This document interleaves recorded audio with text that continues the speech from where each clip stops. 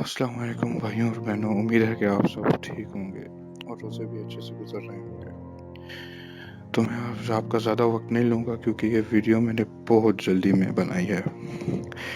Time की shortage है आजकल। पहले तो मैंने सोचा रहा था कि ये वीडियो नहीं बनाऊँगा, लेकिन फिर मैम का मैसेज मैंने जो था ग्रुप में देखा और उन्होंने कहा भाई ये प्रेजेंटेशन जो है बड़ी इंपॉर्टेंट है। तो मैंने कहा चलो वही बना लेते हैं। तो वही मैंने भी लैपटॉप उठाया और बस अभी प्रेजेंटेशन बनाना स्टार्ट की है। लेट तो काफ़ी हो गया हूँ, लेकिन चलो उम्मीद है कि टाइम पे कंप्लीट हो जाएगी। अच्छा, तो आज का मेरा टॉपिक जो है वो है बबल मीनिंग फुहारा। तो आपके जहन में आ रहा होगा कि जनाब ये बबल है क्या चीज़, क्या ये बबल लेके बैठ गया हो, कोई नई चीज़ बताओ, कोई अच्छी चीज़ बताओ। तो जनाब ये बबल जो है इकोनॉमी की टर्म ही है, बिजनेस को कहते हैं बबल। तो जब कोई बिजनेस जो है वो अपनी कीमत या वैल्यू, आप इंग्लिश में कह सकते हैं कि अपनी वैल्यू से कुछ ज़्यादा ही इंक्रीज करने लगे, ठीक है, तो तब वहाँ पर एक बबल फॉर्म होता है। ये बबल फॉर्म होता है तो ये इन्वेस्टर्स की इंटेंशन कैच करता है। तो बहुत से मुख्तलिफ इन्वेस्टर्स आते हैं और इन बिजनेस में इन्वेस्ट करते हैं। तो सवाल पैदा होता है किन किन इन बिजनेस में ये बबल फॉर्म होता है। तो जहाँ पे सिक्योरिटी हो गई, स्टॉक मार्केट्स हो गई, हेल्थ हो गई और मुख्तलिफ किस्म के बिजनेस में बबल्स हैपन होता है, मतलब बबल फॉर्म होता है।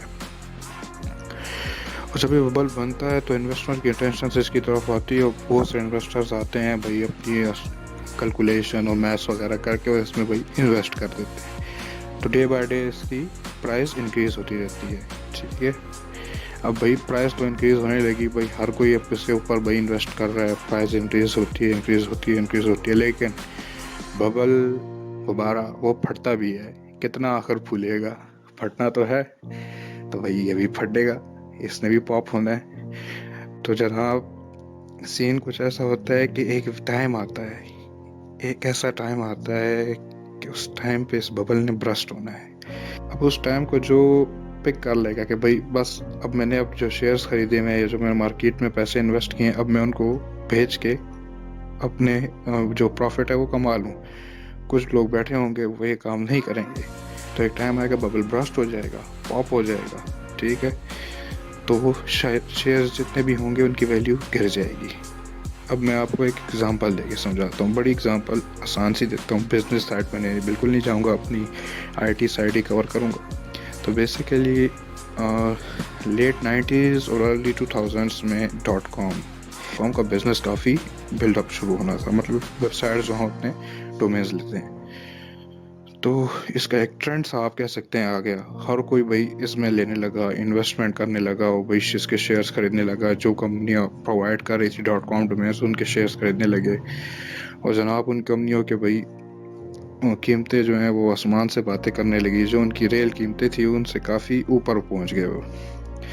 तो भाई इसी तरह वो काफ़ी ज़्यादा इन्वेस्ट करते रहे, लोग करते रहे, लेकिन एक टाइम आया कि वो बल्ब ब्रस्ट हो गया, पॉप हुआ और इनकी वैल्यू काफ़ी नीचे आ गई, जिससे इन्वेस्टर को काफ़ी लॉस भी हुआ। लेकिन जो इन्वेस्टर उस ब्रस्ट होने से पहले अपने शेयर्स वगैरह बेच के जा चुके थे तो उनको काफ़ी प्रॉफिट भी हुआ।